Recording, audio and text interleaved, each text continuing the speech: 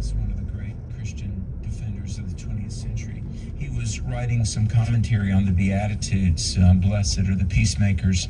And in Matthew 5 through 7 in the Beatitudes, C.S. Lewis made this comment where the Lord said, "Blessed are the pure in heart, for they shall see God."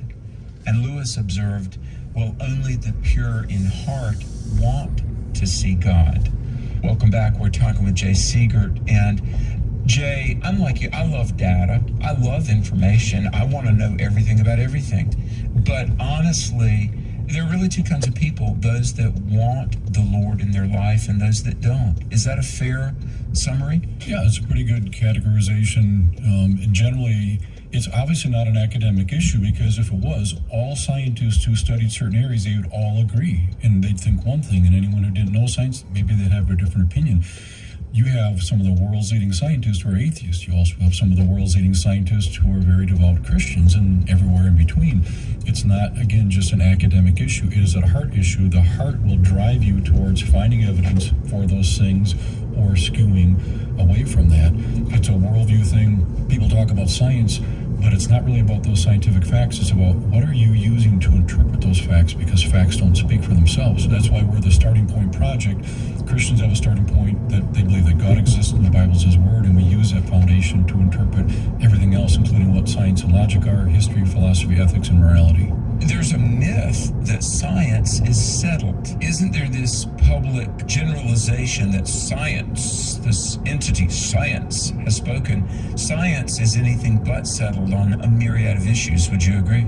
Oh, definitely. We just have a two-part video series we put up on our website recently called The Myth of Settled Science. In the first part, I go through some general principles about science. And the second part, we apply that to two non-controversial issues like COVID and climate change.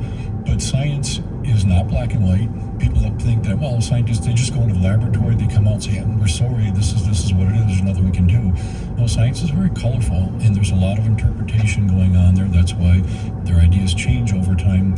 But it's used as a club to bully us into submission, saying if you don't believe what we're saying and you don't do what we're telling you to do, you obviously don't believe in science, and you don't even care about others. That, if you're not wearing triple mask, you don't care that people are dying. So we're shamed into doing whatever they tell us that we need to be doing. And the time for debate is over, they tell us. It's been settled, been there, done that, so just do what we're telling you to do. And in my talk, I go through 9 different examples of how science is used as a club to beat you into submission when the science is far from being settled. Scientists, although they are very fluid all over the map, they're not coolly rational, they've got an agenda. But science and scientists, science has become the new religion, and scientists have become the new clergy, almost. Would you agree? Yes, most people, again, are intimidated by science in general, and they think these guys are experts. And the thing is, the PhD scientists, they're generally very brilliant in their sliver of the universe. They know a lot in their area. They generally know very little outside of that. And one of my mentors, Dr. John Sanford from Cornell University, he's famous for having invented the gene gun. He was an atheist for most of his life, but he told me, do not be intimidated by all these other PhD scientists, because they know a lot in the area. But he said, you know much more about the big picture than they will ever know. Again, they're smart people, but the Bible says there's a big difference between intelligence and wisdom. The fear of the Lord is the beginning of wisdom. A lot of these scientists, they don't fear God. A lot of them don't even believe in God. When it comes to even things like history, one of the greatest historians of the last half millennia, Will Durant, he won the Presidential Medal of Freedom. His either, depending on which edition you buy, either 12 or 24 volume set on the history of civilization has been called one of the most important works of history in history. And many of the atheists that I've debated have never even heard of Will Durant, and that can wax eloquent on the subject in their lane, and I respect that. But a general knowledge base outside of their tiny little corner of the universe, and heaven forbid things like C.S. Lewis or Aquinas or Augustine, and the great rich arguments for God, truth, preservation of the Bible, the historical evidence for the resurrection, all of these compelling lines of evidence that yield us to conclude that Christianity is true and God is knowable. I've yet to meet an atheist that really, outside of his flavor of atheism. They're not conversant on all of these things that are important pieces of knowledge to bring to the table if indeed you are sincerely in search of truth. That's what I've found, that a lot of these skeptics will have heard arguments that's against Christianity that sound good to them, and they meet a Christian, and I call it the trump card, not President Trump, but it's a trump card. They pull it out and it works very well. Then they run into a Christian who actually has responses to all those, and they don't know what to do with it, like a deer in the headlights, because this has never happened before. It always works. And so they either change the subject or they head for the hills. I'm not saying that there's no one on the planet who would share something, but most don't. They hide behind the cloak that, well, someone's discovered it, it's out there, it's good. No, I don't know what it is, I don't need to. They've already proven that. It's settled science. So they themselves are exercising great faith, and it's actually a blind faith. So what do we do to the people listening, Jay, that are believers and they're overwhelmed? They're like, I can't read all of these books. I'm a Christian. I care about my neighbor. I want to be a witness effectively. Give us some advice. The world's always been getting slowly worse morally. A few years ago, the wheels fell off. It's crazy. Bad news is we can't fix it. Good news is God's not asking us to fix COVID, climate change, transgenderism, gay marriage, wokeism, cancel culture, nothing. He's asking us to share the gospel with those around us. So the quick answer is you don't need to have all the facts in your head. Just know you can trust the Bible from cover to cover. Be praying for opportunities that God has people cross your path that he wants you to share the gospel with, and knowing that if they bring up tough questions, answers exist. Even if you don't have them off the top of your head, you can always get back to the people. But go out there to share the gospel, knowing you can trust the Bible. Wow. Well, Jay Siegert of the Starting Point Project, the website, thestartingpointproject.com. I want to thank you for being with us today. And folks, let me encourage you. We often share this, 2 Peter 1:16-21, regarding the gospel, the death, burial, the resurrection of Jesus for the sins of the world. We have not followed cleverly devised fables. It's real. Jesus is risen, and he's as close by as a prayer. I hope you're committed to make him known, and I hope that you do know him personally. If we can help you in any way, on my website, which is alexmcfarland.com, there's a tab. What does God say about my relationship with him? If we can help you come to Christ, help you stand strong for Jesus Christ, it's our honor to do that. May God bless you, and stand strong for truth. Alex McFarland Ministries are made possible through the prayers and financial support of partners like you. For over 20 years, this ministry has been bringing individuals into a personal relationship with Christ and has been equipping people to stand strong for truth. Learn more and donate securely online at alexmcfarland.com. You may also reach us at Alex McFarland, P.O. Box 10231, Greensboro, North Carolina 27404, or by calling 1-877-YES-GOD-1. That's 1-877-YES-GOD-1. Thanks for joining us. We'll see you again on the next edition of The Alex McFarland Show.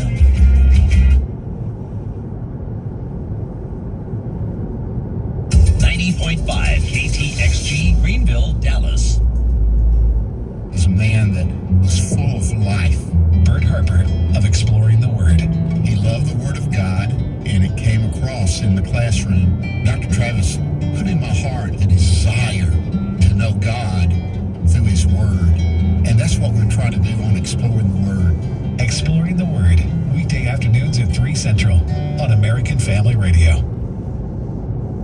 The Chinese Communist government trying to influence America's public school system. That's what we're talking about today. On Reason and Company, I'm Tim Wildman with Ed Vitagliano.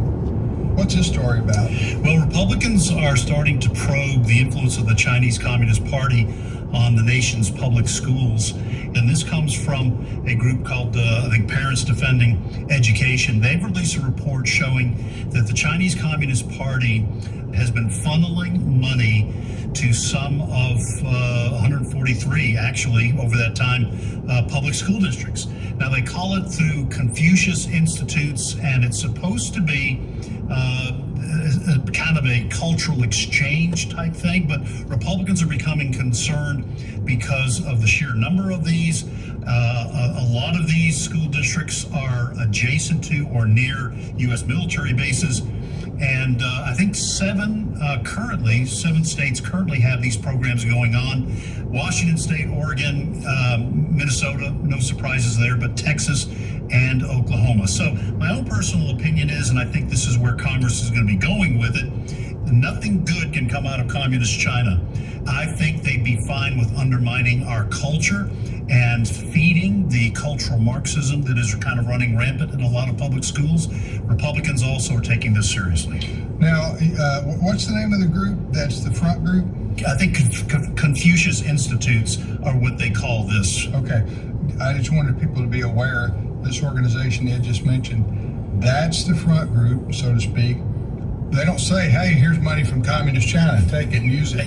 They do it this way. They funnel it through this other organization in the name of cultural exchange and so forth. All right, we'll see you next time on Reason and Company.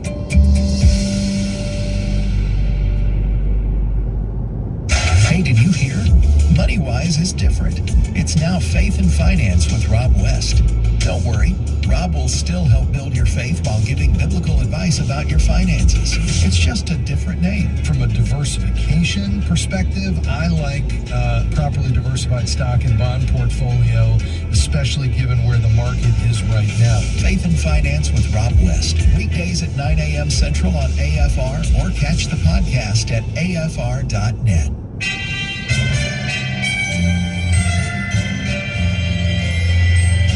Heart of our nation's capital. This is Washington Watch Weekend Edition. Now, here's your host, David Salkeld.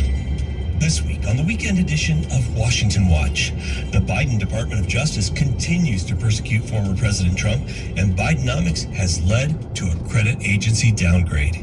Greetings, fellow patriots. I am David Salkeld, and I'm a constitutional conservative, Christian husband, and Reagan Republican. On Thursday of this week, former President Trump was in Washington, D.C. as he was indicted for objecting to the results of the 2020 election. On its face, this is a very dangerous precedent. Joining FRC Action President and guest host Jody Heiss to talk about the indictment was Arizona Congresswoman Debbie Lesko. Here's Jody Heiss. Congresswoman Lesko, great to see you. Welcome back to Washington Watch. It's great to see you, Jody. Well, thank you so much. And listen, y'all, you've got your hands full these days. At home in the district there in Arizona as well as in D.C. So before we get to the border, and I do want to get to that, but I would love to just get your take on the latest indictment of former President Trump. What are your thoughts on the latest charges? Well, I read through the entire indictment, and then I read parts of it over again, and I was not impressed. I wasn't impressed at all. First of all, most of the indictment hinges on the allegation that they're making that Donald Trump knowingly claimed there was election fraud. And the way that Jack Smith, the special counsel, tries to prove that Donald Trump knew there wasn't election fraud was he lists off different people that told him there wasn't any evidence of election fraud. The problem with that is that there were other people, including Trump's own attorneys, that showed him evidence or told him there was election fraud. So I don't see any way that the Department of Justice can prove that Donald Trump knowingly made false claims of election fraud. I think that's the crux of their case, and I don't think they can prove it. Well, and even these days, there are still a lot of people out there who are convinced there was election fraud. I mean, that is not like a made-up, out-of-the-air type of accusation. There are millions of people who believe that as well. But former Speaker of the House, Nancy Pelosi, was on CNN yesterday. I don't know if you saw this or not, but she was asked about her response to Republicans who are talking about how the DOJ has become weaponized. And I'd like to play this clip for you, Congresswoman, and get your response. Play clip 2, please. The rule of law is central to a democracy. The fact that the former president was always attacking the rule of law in our country, and now these guys are parroting that. Shame on them. Shame on them. So look, is pointing out the politicalization and the weaponization of the DOJ attacking the rule of law? Absolutely not. In fact, it's actually happening. I mean, you can tell the difference between how they're going after President Trump and President Trump's allies and conservatives versus how they're not going after Hunter Biden or Joe Biden or investigating it. And that's, the Devin Archer testimony was very telling, because he said that Hunter Biden put his dad, then Vice President Joe Biden, on the phone with his business partners sitting around, in business meetings over 20 times. And he said it was to influence these people with the brand, meaning the Biden brand. And then you go into the whole thing with Burisma Energy Company, where Hunter Biden was paid all kinds of money to be on the board of Burisma Energy Company. And then we have testimony that from Devin Archer saying that the owner and the executives of Burisma Energy Company were pushing Hunter Biden to get Washington, D.C. to get rid of this prosecutor that was going after the Burisma Energy Company for corruption. And guess what? Vice President Biden, on a televised interview, bragged about how he got rid of this prosecutor by threatening Ukraine not to give him grant money, and so he got rid of him. I mean, come on. The Department of Justice isn't going to go after that, and Nancy Pelosi doesn't care anything about the Biden crime family, yet she's going after Trump once again. Well, now what are they? They've already done 2 impeachments against him. They're going after him again and again. Unbelievable. Well, Congresswoman Lesko, thank you for your input on that. We are going to be unfolding more of this for our viewers and listeners as the program goes on. But now that I have you, I'd like to, if we can, switch gears a little bit to the southern border. I know this is an issue that you have personally been involved with greatly, as with others of your colleagues. But the border crossing jumped, the illegal crossings last month jumped 30%. And that's according to U.S. Customs and Border Protection data itself.